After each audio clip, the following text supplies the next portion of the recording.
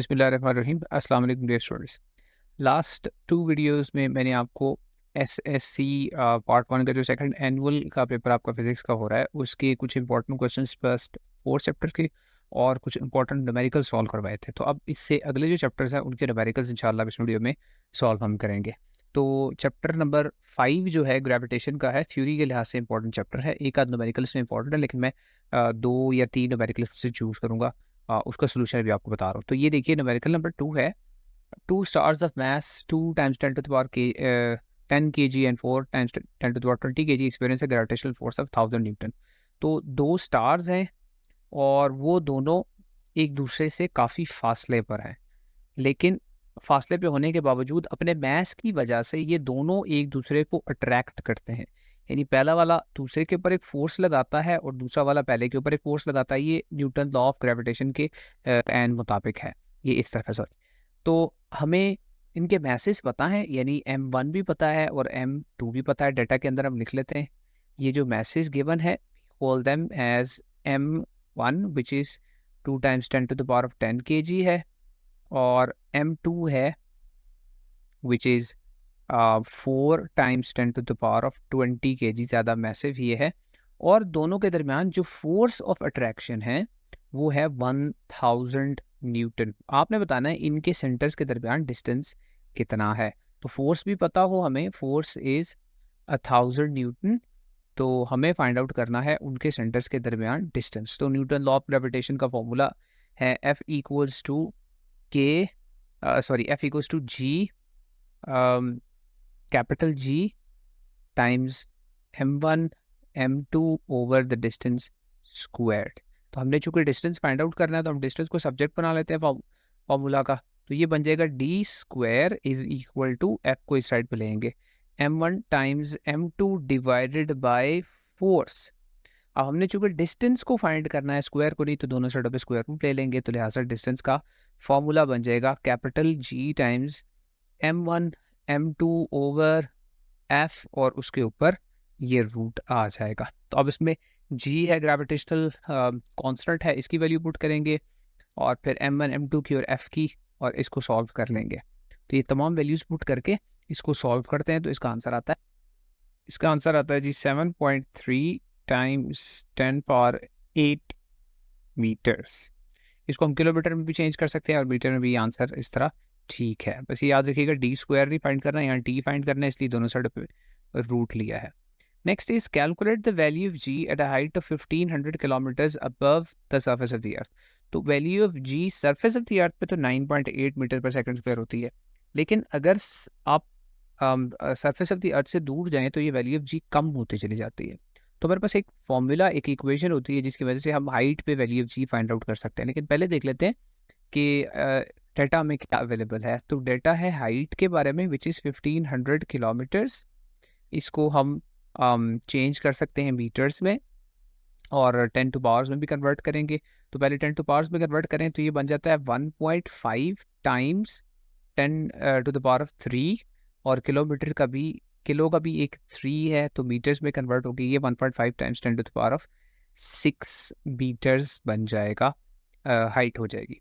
उसके बाद radius of the अर्थ, यानी अर्थ के सेंटर से लेकर अर्थ की सरफेस तक का जो डिस्टेंस होता है उसको रेडियस बोलते हैं। तो यहाँ से यहाँ तक ये रेडियस ऑफ द अर्थ है, और उससे मज़ीद ये ऊपर है, यहाँ पर एक हाइट है। तो टोटल डिस्टेंस जो है वो कितना होगा, यहाँ पॉइंट ए से लेकर इस सेंटर तक का जो टोटल डिस्टेंस है वो r प्लस एच के बराबर होगा। तो r होता है 6.4 times 10 to the power of 6 metres.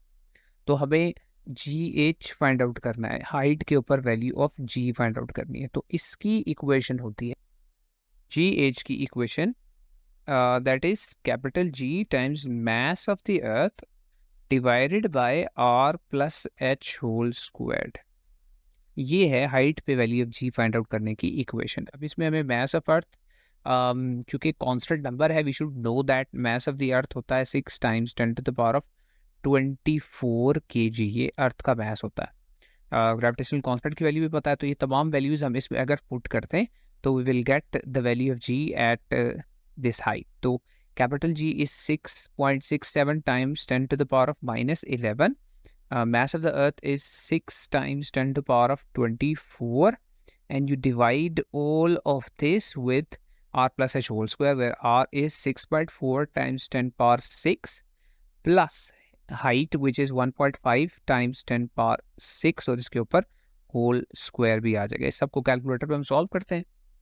Calculator पे इसका आंसर आता है 0.0064 10 पावर 3। लेकिन हमने इस तरह इसको नहीं लिखना, हमने जो डेसिमल है वो पहले नॉन जीरो डिजिट के बाद लिखना है। तो 10 पावर 3 की वजह से ये जो डेसिमल है यहाँ से 3 डिजिट आगे शिफ्ट हो जाएगा। तो इसका मतलब है ये आएगा 6.4 multiplied by 10 power 6.4 sorry 10 power 3 जो है वो डेसिमल मूव करने के लिए यूज़ हो गया। तो 6.4 मीटर पर सेकंड स्क्वायर, ये चूँकि एक्सेलरेशन ड्यू टू ग्रेविटी है तो एक्सेलरेशन के यूनिट्स होंगे। तो सरफेस पे जो वैल्यू है वो 9.8 है, हाइट पे जाकर कम हो जाती है, तो हमारा आंसर कम ही आया 6.4 है। नेक्स्ट नंबर 5 है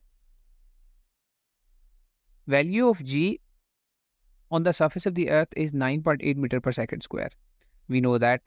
What is the value of g on a planet whose mass is 5 times the mass of earth and its radius is twice the radius of the earth? यानी दो conditions given है कि आप इस planet earth के बजाय एक और planet पे चले जाते हैं, उस planet का mass यानी mass of that planet, हमें ये value पता है, mass of that planet is 5 times the mass of earth and radius is twice the radius of earth. तो radius of that planet r p कह ले तो it is 2 times the radius of earth।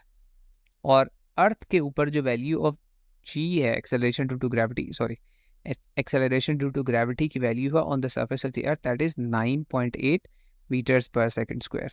तो हमने क्या find करना है कि उस प्लेनेट पे जिसके बारे में ये इन्फॉर्मेशन गिवन है वहाँ वैल्यू ऑफ जी कितनी होगी। तो देखिए value of G find out करने का तो ये फार्मूला होता है G M over R square. अब हमने जी की वैल्यू तो कांस्टेंट है, ग्रेविटेशनल कांस्टेंट है, ये तो वैल्यू वही यूज़ होगी 6.67 times 10 to the power of -11। M और आर की जगह पर आप वैल्यूज़ पुट करेंगे mass of the planet which is 5 times the mass of the earth and the radius of the planet which is 2 times the radius of the earth। तो ये values देखिए क्या पुट होगी 6.67 times 10 to the power of -11, ये G की value होगी।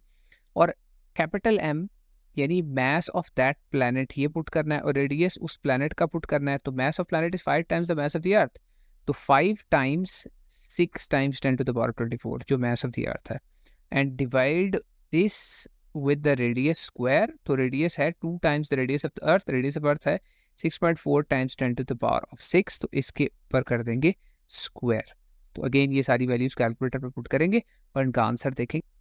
तो इसका आंसर आ रहा है 12.2, और चूंकि ये भी एक्सेलरेशन ड्यू टू ग्रेविटी है तो इसके साथ मीटर्स पर सेकंड स्क्वायर। तो देख लें जो मैस जिस प्लैनेट का अर्थ के मैस से ज़्यादा है, बड़ा है वो 5 गुना, तो उस पर वैल्यू ऑफ जी भी अर्थ के मुकाबले में ज़्यादा ही है। तो ये कुछ इंपॉर्टेंट न्यूमेरिकल्स थे चैप्टर नंबर 5 के। अब आगे चैप्टर नंबर 6 की तरफ चलते हैं। चैप्टर नंबर 6 है वर्क एंड एनर्जी, और इसमें भी एक दो इंपॉर्टेंट न्यूमेरिकल्स हैं। नंबर 2 है, चूज़ किया मैंने, a little boy is pulling his trolley by applying a force of 20 Newton at an angle of 60 degree with the ground। तो ये थ्योरेटिकल पार्ट में भी इम्पॉर्टेंट एक क्वेश्चन है कि अगर किसी ऑब्जेक्ट के ऊपर आप फोर्स लगाते हैं और वो फोर्स हॉरिजॉन्टल या वर्टिकल लगने के बजाय किसी एंगल के ऊपर होती है, तो अगर ये एक एंगल के ऊपर है और वो एंगल हमें गिवन है, तो देखिए ये फोर्स एफ है और ये इस हॉरिजॉन्टल सरफेस के साथ एक एंगल 60 डिग्री पर फोर्स लग रही है। तो ये ट्रॉली मूव करती है, फॉरवर्ड डायरेक्शन में जाती है, इसने मूव करके आगे जाना है। लेकिन अगर एक फोर्स किसी एंगल पे लगे तो उस फोर्स के दो कंपोनेंट्स होते हैं, एक हॉरिजॉन्टल कंपोनेंट होता है और दूसरा वर्टिकल कंपोनेंट होता है। अब हमने ये देखना होता है वर्क डन में कि कौन सा कंपोनेंट है जो कि डिस्टेंस ट्रेवल्ड की डायरेक्शन में है, यानी वर्क डन होता है फोर्स टाइम्स द डिस्टेंस, और कौन सा डिस्टेंस, वो डिस्टेंस जो फोर्स की डायरेक्शन में होता है। तो फोर्स का एक कंपोनेंट तो होगा देखिए वर्टिकल, ये फोर्स का कंपोनेंट है वर्टिकल, इसको एफ वाई बोलेंगे। फोर्स का दूसरा कंपोनेंट है हॉरिजॉन्टल, ये जो हॉरिजॉन्टल कंपोनेंट है फोर्स का ये है डिस्टेंस ट्रेवल्ड की डायरेक्शन में, क्योंकि डिस्टेंस भी हॉरिजॉन्टली ट्रेवल होना है, तो इसलिए ये कंपोनेंट होगा यूज वर्क डन की कैलकुलेशन में। तो डेटा अगेन जल्दी से लिख लेते हैं। डेटा है फोर्स अप्लाई हो रही है 20 न्यूटन, फोर्स इज 20 न्यूटन, और वो फोर्स जो है एक एंगल लगा रही है, the angle that the force is exerting is 60 degrees, and the trolley moves through a distance d of 5 metres. तो वर्क डन हमने फाइंड आउट करना है। वर्क डन होता है फोर्स टाइम्स द डिस्टेंस, लेकिन यहाँ पर फोर्स का एक्स कंपोनेंट, और एक्स कंपोनेंट जो होता है एफ एक्स, ये हमने वेक्टर्स के चैप्टर में पढ़ा है, वो होता है F force times cosine of theta. तो F X F cos theta है, तो हम ये इसलिए वर्क डन के फार्मूला को थोड़ा सा मॉडिफाई करेंगे और लिखेंगे F cos theta into distance, या F D cos theta formula use करेंगे। तो अब इसमें जस्ट वैल्यूज ही हमने पुट करनी है। तो फोर्स है 20 न्यूटन, डिस्टेंस ट्रेवल्ड है 5, और cosine of 60 degrees, cosine of 60 degrees होता है 0.5। 20 को 5 से मल्टीप्लाई करें 100 आ जाता है, और 100 को आप मल्टीप्लाई करें 0.5 के साथ, तो ये 50 जूल्स वर्क डन आ जाएगा इस न्यूमेरिकल का। नेक्स्ट न्यूमेरिकल है नंबर 5 मैंने चूज किया, in which case more work is done. तो देखिए, अगर किसी चीज को आप वर्टिकली लिफ्ट करते हैं तो उसको आप फोर्स ऑफ ग्रेविटी के अगेंस्ट मूव करवा रहे होते हैं। तो वर्टिकल जब लिफ्ट करते हैं किसी भी चीज को, तो उसको अगेंस्ट द ग्रेविटी फोर्स लगानी होती है। और अगर किसी चीज को लिफ्ट करने के लिए ही आपने किसी स्लांट हाइट या किसी इंक्लाइंड प्लेन के ऊपर उसी ऑब्जेक्ट को ड्रैग किया है, तो उस सूरत में भी वर्क डन होगा। तो दोनों सूरतों में वर्क डन तो होगा, क्योंकि फोर्स भी लग रही है और डिस्टेंस भी ट्रैवल हो रहा है। हमने ये बताना है कि किस में ज्यादा वर्क डन होता है। तो a block of 100 newton is lifted straight up to the height of 4 metre. तो ब्लॉक का वेट गिवन है 100 न्यूटन, और उसको आपने डिस्टेंस या हाइट जो है वो ट्रैवल करवाई है 4 मीटर्स। तो वर्क डन सीधा होता है फोर्स टाइम्स द डिस्टेंस। तो फोर्स यहाँ वेट के इक्वल है, तो वेट टाइम्स द हाइट कर लेंगे। तो वेट टाइम्स हाइट, या FGH भी लिख सकते हैं इसको, तो ये होगा 100 टाइम्स 4, तो 400 जूल्स ऑफ वर्क डन हुआ है। अब इसी को हमने स्लाइड करना है एक इंक्लाइंड सरफेस के ऊपर, लेकिन जो फोर्स रिक्वायर्ड है वो कम होके होगी है 50 न्यूटन। अच्छा, इसको 50 न्यूटन है, और डिस्टेंस जो प्लेन के ऊपर ट्रैवल हो रहा है वो हो रहा है 5 मीटर्स। तो वर्क डन कैसे कैलकुलेट करेंगे? तो सेकंड जो वर्क डन है, ये फर्स्ट वन था, जो सेकंड वर्क डन है वो भी फोर्स टाइम्स द डिस्टेंस ही होगा। तो फोर्स कितनी लग रही है? 50 न्यूटन, और 50 न्यूटन को मल्टीप्लाई करें जो इस स्लाइडिंग सरफेस के ऊपर डिस्टेंस ट्रैवल्ड है, दैट इज 5। तो 50 को आप 5 से मल्टीप्लाई करें तो ये आ जाता है 250 जूल्स। तो ज़्यादा वर्क डन होता है वर्टिकली लिफ्ट करने की सूरत में। सो यहाँ पे आप लिख भी देंगे कि in case of the vertical lifting the more work is done. Next है number 8, a man weighing 60 kg climbs upstairs with 20 kg weight on his head। और इसकी डायग्राम भी साथ न्यूमेरिकल की गिवन है बुक में। The staircase has 20 steps each being 15 centimetre high. तो again इसमें भी हमने कैलकुलेट करना है पहले वर्क डन, और फिर वर्क डन से फिर हमने पावर कैलकुलेट करनी है। तो मैन का मैस है, सबसे पहले डाटा लिख लेते हैं। जो आदमी है खुद, उसका mass of that man M1 कह देते हैं उसको, वो है 60 kg।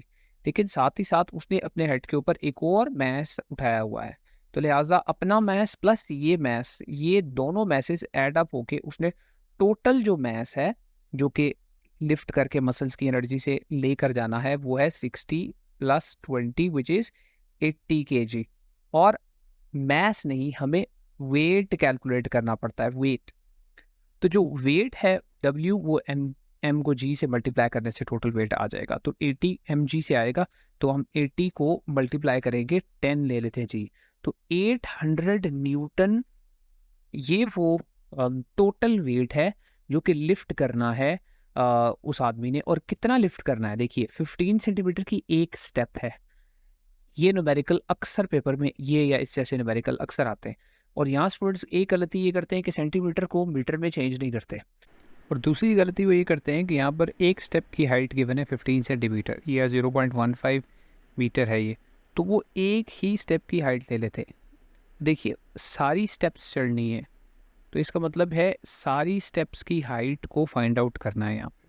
तो टोटल हाइट होगा, एक स्टेप की हाइट है 15 सेंटीमीटर, जिसको मीटर में चेंज करें तो 0.15 मीटर बनती है और टोटल नंबर ऑफ स्टेप्स हैं 20, तो इसको 20 से मल्टीप्लाई ज़रूर करना है हमने। तो ये हाइट आ जाएगी 3 मीटर्स। अब पावर का फॉर्मूला है work done divided by time, और वर्क डन का भी हमने पढ़ा है फोर्स टाइम्स डिस्टेंस, और उसको टाइम से डिवाइड कर देंगे। तो फोर्स वो वेट है ऑब्जेक्ट का 800 न्यूटन, डिस्टेंस ट्रेवल्ड हाइट है जो कि 3 मीटर्स अभी हमने फाइंड आउट कर ली, और टाइम टेकन ये क्वेश्चन के अंदर न्यूमेरिकल के अंदर गिवन है इट टेक्स 10 सेकेंड्स, तो इसको 10 से डिवाइड कर देंगे तो ये हो जाएगा 2400 डिवाइड बाई 10, सो 240 वाट। अब इसके अलावा इसका आंसर जो है वाट का वो हॉर्स पावर में भी निकालना है क्वेश्चन की डिमांड के मुताबिक। तो जो रिलेशनशिप है वो ये है कि 1 horsepower is equal to 746 watt, या यूँ कह लें कि 746 वाट इक्वल्स टू 1 HP। तो इसको ऐसे करके लिखते हैं 746 वाट इक्वल्स 1 HP। सो 1 वाट 1/746 HP के इक्वल होगा, और हमने 240 वाट्स को कैलकुलेट करना है, तो 240 watts will be equal to 1/746 times 240। तो 240 को अगर हम डिवाइड कर दें 746 के साथ तो विल गेट 0.32, तो 0.32 हॉर्स पावर। तो ये HP हॉर्स पावर का क्वेश्चन MCQ में और न्यूमेरिकल्स में भी अक्सर आता है, तो इसलिए ये इम्पोर्टेंट न्यूमेरिकल है। तो ये क्वेश्चन चैप्टर नंबर 6 से भी कंप्लीट हो गए। नेक्स्ट नंबर 7 की तरफ चलते हैं जी। यूनिट 7 है प्रॉपर्टीज़ ऑफ मैटर, और इसमें भी 2-3 न्यूमेरिकल्स है जो बहुत इंपॉर्टेंट हैं। ये टॉपिक भी इम्पॉर्टेंट है फोर्स मल्टीप्लायर का या हाइड्रोलिक लिफ्ट वाला थ्योरी के लिहाज से, और इसका इसी तरह न्यूमेरिकल भी। तो बाज़ औक़ात ऐसा होता है कि इसका थ्योरी का पास्कल्स लॉ की एप्लीकेशन का क्वेश्चन और साथ बी पार्ट में न्यूमेरिकल भी दे दिया जाता है। तो नंबर 4 न्यूमेरिकल है ये फोर्स मल्टीप्लायर में। तो पहले देख लें फोर्स मल्टीप्लायर होता क्या है। ये एक सिस्टम होता है जिसमें हमारे पास 2 सिलेंडर्स होते हैं, एक सिलेंडर का एरिया स्मॉलर होता है, दूसरा का एरिया बड़ा होता है, और छोटे वाला जो सिलेंडर है उसके ऊपर छोटा एक पिस्टन लगा होता है। तो ये एक पिस्टन है जिसका एरिया हम A1 से रिप्रेजेंट करते हैं। ये छोटा पिस्टन है, इसका डायमीटर या इसका एरिया स्मॉलर है, और ये दूसरा बड़ा पिस्टन है, इसका एरिया A2 बड़ा है। अब क्या होता है, हम जो छोटे वाला पिस्टन है उसके ऊपर एक फोर्स लगाते हैं डाउनवर्ड्स डायरेक्शन में। इस फोर्स को नाम देते हैं F1। फोर्स की वजह से अंदर एक लिक्विड है यहाँ पे इंक्लोज्ड हुआ हुआ, उस लिक्विड के ऊपर प्रेशर लगता है, लिक्विड उस प्रेशर को आगे ट्रांसमिट कर देता है। वो जो प्रेशर है उस प्रेशर की वजह से इस A2 बड़े वाले पिस्टन के ऊपर एक अपवर्ड फोर्स लगती है, और इस फोर्स का नाम हम रखते हैं F2। अब प्रिंसिपल ये है कि F1 एक स्मॉलर फोर्स होती है जो कि एक स्मॉलर एरिया वाले पिस्टन पर लगती है, और रिजल्टिंग फोर्स जो F2 होती है जो बड़े वाले एरिया वाले पिस्टन पे लग रही है वो ग्रेटर होती है, इसलिए इसको फोर्स मल्टीप्लायर कहते हैं। तो इसका डेटा सबसे पहले लिख लेते हैं। जो स्मॉलर पिस्टन है उसका हमें डायामीटर गिवन है, let's call it as D1, that is 15 centimetre, लेकिन आपने इसको फ़ौरन से मीटर्स में चेंज कर लेना है, 0.15 मीटर हो जाएगा। और D2 दूसरे बड़े वाले का पिस्टन का डायामीटर है, दैट इज़ 30 सेंटीमीटर, और उसको भी आपने मीटर्स में चेंज कर लेना है, 100 से डिवाइड करेंगे 0.30 मीटर हो जाएगा। अब बास टीचर्स आपको ये बताएंगे कि आप A1 और A2 कैलकुलेट करें, वो कैलकुलेट भी कर सकते हैं, वो मेथड भी ठीक है। मैं एक और मेथड से करवाऊंगा जहाँ पे आपको ये कैलकुलेशन नहीं करनी पड़ेगी। अब वो देखिएगा वो कैसे। F1 वो फोर्स है जो स्मॉलर वाले पिस्टन पे लगेगी, वो है 250 न्यूटन, और आपने F2 की वैल्यू को फाइंड आउट करना है। तो देखिए जो इसके लिए हम इक्वेशन यूज़ करते हैं वो क्या है, इक्वेशन है ratio of the two forces F2 over F1 is equal to ratio of the areas A2 over A1।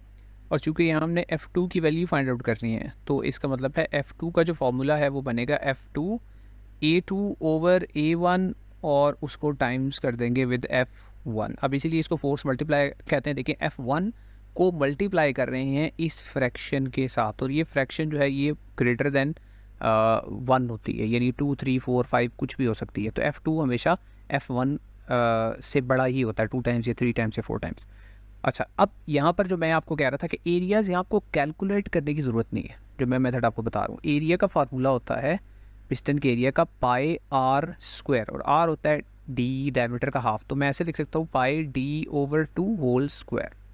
तो अब देखिए F2 इज इक्वल टू, मैं लिखता हूँ A2 के लिए लिखता हूँ पाई D2 दूसरे वाले पिस्टन यानी बड़े वाले पिस्टन का डायमीटर डिवाइडेड बाई 2 और उसका स्क्वायर कर दो, डिवाइडेड बाई नीचे जो फ्रैक्शन है उसमें भी एरिया ही है तो वहाँ लिखूँगा पाई और D1 ओवर 2 का स्क्वायर कर दूंगा और टाइम्स विद F1 लिखूँगा। ऐसा करने से पाई और पाई दोनों हो जाएंगे कैंसिल। अब इसको मज़ीद थोड़ा सा ओपन करेंगे तो ये हो जाएगा D2 स्क्वायर ओवर नीचे 2 का भी स्क्वायर है तो 4 आ जाएगा, और नीचे एक और फ्रैक्शन है और वहाँ पर है D1 स्क्वायर ओवर 4, तो ये 4 और ये 4 कैंसल हो जाएंगे एंड हेंस F2 का फॉर्मूला बन जाएगा एंड में D2 square over D1 square times F1। तो यहाँ बस वैल्यूज पुट करनी है, D2 था 0.30 तो 0.30 का square divided by 0.15 square and times with F1 जो हमें 250 है, ये कैलकुलेटर पर आप पुट करें तो you will get an answer of 1000 Newton. तो देख लीजिए स्मॉलर पिस्टन पे 250 न्यूटन फोर्स लगी थी, बड़े वाले पिस्टन पे फोर्स उसका 4 गुना हो गई है, 1000 न्यूटन होगी, इसीलिए इसको फोर्स मल्टीप्लायर कहते हैं। नेक्स्ट है ये भी फ्लोटिंग प्रिंसिपल से है और डेंसिटी हम कैसे मटेरियल्स की फाइंड आउट करते हैं ये उस टॉपिक से रिलेटेड है। An iron piece in air has a weight of 26.6 newton, तो इसका डेटा लिख देते हैं। जो एयर में वेट होता है उसको हम W1 कहते हैं, तो W1 आ रहा है 26.6 न्यूटन। और जब भी किसी चीज़ को पानी में इमर्स करते हैं तो अब थ्रस्ट लगने की वजह से, यानी अगर आपने एक बीकर ही लिया, उस बीकर के अंदर आपने पानी भर लिया, तो अगर आपने किसी चीज़ को इमर्स किया है इस पानी के अंदर, तो चूँकि उसका अपना वेट भी होगा डाउनवर्ड्स और अप थ्रस्ट भी लगेगी अपवर्ड्स, उसकी वजह से इसका वेट पानी के अंदर जाकर कम हो जाता है। तो वेट एयर में है 26.6 न्यूटन और जब वाटर में लेकर जाते हैं तो वही वेट बन जाता है 12.8 न्यूटन। अब आपने उस मटेरियल की डेंसिटी फाइंड आउट करनी है, जबकि डेंसिटी वाटर की गिवन है हमें 1000 किलोग्राम पर मीटर क्यूब M-3। तो इसके लिए अच्छा फाइंड आउट हमने करनी है डेंसिटी ऑफ द सॉलिड, यानी आयरन की डेंसिटी हमने फाइंड आउट करनी है। तो इसके लिए भी अगेन इक्वेशन जो हम यूज़ करते हैं वो है ratio of the densities of the two materials is equal to the ratio of their respective weights, ऐसे याद रखना है इसको। तो density of the solid divided by density of the liquid which is water in this case is equal to weight of the solid divided by the weight displaced by the solid। तो solid कितना weight displace करेगा, W1 minus W2 के बराबर displace करेगा। तो अब इसमें हमने चूँकि density of the solid find out करनी है तो डेंसिटी ऑफ वाटर को भी क्रॉस मल्टीप्लाई कर देंगे दूसरी साइड पे। तो फॉर्मूला यहाँ पे बन जाएगा density of the solid is equal to W1 over W1 minus W2 और उसको मल्टीप्लाई करेंगे डेंसिटी ऑफ वाटर के साथ। तो यहाँ पर W1 जो है वो वेट इन एयर है which is 26.6 newton divided by the difference in the weights. तो एयर और वाटर में जो डिफरेंस है तो 26.6 में से माइनस कर देंगे 12.8, तो ये आता है 13.8 डिवाइडेड बाय 1000। तो अब हमने 26.6 को डिवाइड करना है विथ 13.8, तो व्हाट वी गेट इज़ 1.92 और उसको हम 1000 से मल्टीप्लाई कर देंगे तो will get 1927 as the density of the solid, 1927 kilograms per metre cube. तो एक हिंट दे दूं कि आपका आंसर ठीक है या गलत है। जिस चीज़ को आप पानी में इमर्स कर रहे हैं और वो पानी के अंदर डूब जाती है उसकी डेंसिटी लाजमी पानी की डेंसिटी से ज़्यादा आनी चाहिए। तो पानी की डेंसिटी देखिए 1000 है और इसकी डेंसिटी है 1927, तो इसका मतलब आंसर ये ठीक है। नेक्स्ट है if 2.5 metre steel wire of cross sectional area 10 cm square is stretched, its length increases by 3 millimeters। तो यंग मॉडुलस से रिलेटेड है अगेन ये टॉपिक भी और इसका न्यूमेरिकल भी, ये दोनों पेपर में आ चुके हैं। यंग मॉडुलस को भी कैसे डिफाइन करना और उसके साथ ही उसका न्यूमेरिकल भी, तो इसलिए ये चूज़ किया मैंने। तो डेटा देखें इसका, लिखेंगे सबसे पहले तो 2.5 मीटर स्टील वायर ये उसकी ओरिजिनल लेंथ है, उसको हम L1 लिख लेते हैं। ये है 2.5 मीटर्स। अब यहाँ यूनिट्स का ख्याल रखना है, क्रॉस सेक्शनल एरिया देखिए उसके साथ यूनिट लिखा हुआ है, एरिया के साथ यूनिट लिखा हुआ है 10 सेंटीमीटर स्क्वायर। अब इसको भी किस यूनिट में होना चाहिए, ज़रा मीटर स्क्वायर में होना चाहिए, तो इसको आपने कन्वर्ट करना है इनटू मीटर स्क्वायर। अब ये कन्वर्जन न्यूमेरिकल्स में याद रख लें कैसे होती है, तो सेंटीमीटर से मीटर में कैसे कन्वर्जन होती है, तो 1 सेंटीमीटर जो है वो होता है 1/100 मीटर के, ठीक है, ये 10 पावर -2 मीटर के, बल्कि बेहतर है 10 पावर -2 लिखें। तो 1 centimetre is equal to 10 power -2 metre, centi की जगह जस्ट 10 पावर -2 लिख दें। तो 1 सेंटीमीटर स्क्वायर किसके बराबर होगा, दोनों साइडों पे होल स्क्वायर ले लें ऐसे। तो जब दोनों साइडों पे आप होल स्क्वायर लेंगे तो ये बन जाएगा 1 centimetre square will be equal to 10 power, ये -2 का स्क्वायर करेंगे तो -4 और 7 मीटर स्क्वायर आ जाएगा। तो 1 centimetre square is equal to 10 power -4 metre square. तो जो 10 सेंटीमीटर स्क्वायर होगा इसका मतलब है इसको 10 के साथ दोनों साइडों को मल्टीप्लाई करते हैं। तो 10 centimetre square equals to 10 times 10 to the power of -4। अब इसको स्टैंडर्ड फॉर्म में लिखेंगे तो ये बन जाएगा 1 times 10 to the power of -3, क्योंकि इस 10 के ऊपर भी पावर 1 है तो -4 और 1 मिलकर -3 बना देंगे। ये मीटर स्क्वायर में कन्वर्ट हो गया area. Its length increases by 3 mm, इसको डेल्टा एल कह दें, डेल्टा एक्स कह दें, जो भी कह लें, डेल्टा एल 3 mm है। तो मिलीमीटर को मीटर में चेंज करते हैं, तो मिली का प्रीफिक्स किसके इक्वल होता है, 10 पावर -3, बस मिली को हटा के वो 10 पावर -3 वाला नंबर लिखता है, ये मीटर में कन्वर्ट हो गया। If the Young's modulus of steel, Y की वैल्यू, यंग मॉड्यूलस की वैल्यू गिवन है आपको 2 times 10 to the power of 11 है newton per metre square, then find the value of the force applied, तो फोर्स कितनी अप्लाई हुई है।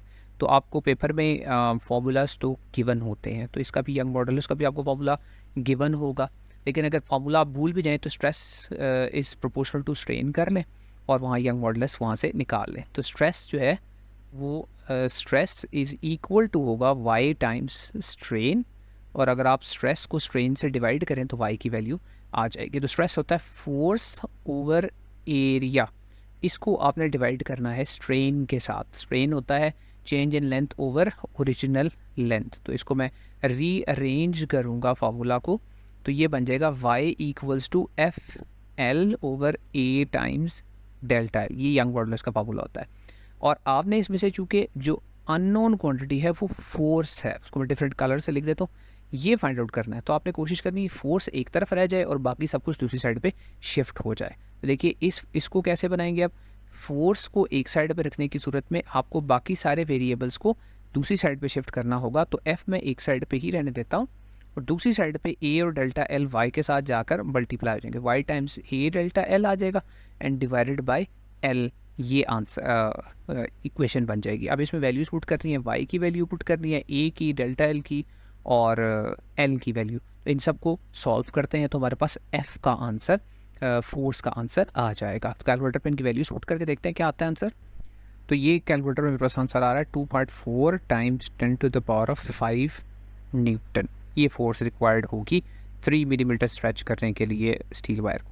तो ये थे चैप्टर नंबर 7 के कुछ इंपॉर्टेंट न्यूमेरिकल्स। और साथ ही साथ बता दूँ इस वीडियो के साथ ही मैं डिस्क्रिप्शन में नोट्स भी जो मैंने कहे थे वो अटैच कर रहा हूँ, तो तमाम चैप्टर्स के आपको नोट्स मिल जाएंगे, तो वहाँ से भी आपको तैयारी में मदद मिल सकती है। अब इसके बाद यूनिट 8 और यूनिट 9 के इंपॉर्टेंट न्यूमेरिकल्स रह जाते हैं, लेकिन उनके न्यूमेरिकल्स हैं थोड़ा डिटेल्ड न्यूमेरिकल्स हैं, और ये वीडियो अगेन मैं नहीं चाह रहा बहुत ये लंबी हो जाए वीडियो, तो नेक्स्ट एक और वीडियो में बनाता हूँ उन दोनों चैप्टर्स के इंपॉर्टेंट न्यूमेरिकल्स के लिए। लेकिन अगर आपने थ्योरी के कुछ इंपॉर्टेंट टॉपिक्स देखने हैं तो ये इससे पहले मैंने एक वीडियो बनाई थी, आपके सामने स्क्रीन पे आ रही है, आप इस पर क्लिक करके देख सकते हैं, या मैं एक और वीडियो बना रहा हूँ इंशाल्लाह, उसमें तमाम पूरी बुक के ही इंपॉर्टेंट क्वेश्चंस का एक गेस्ट पेपर सा बना के आपको वो दूंगा।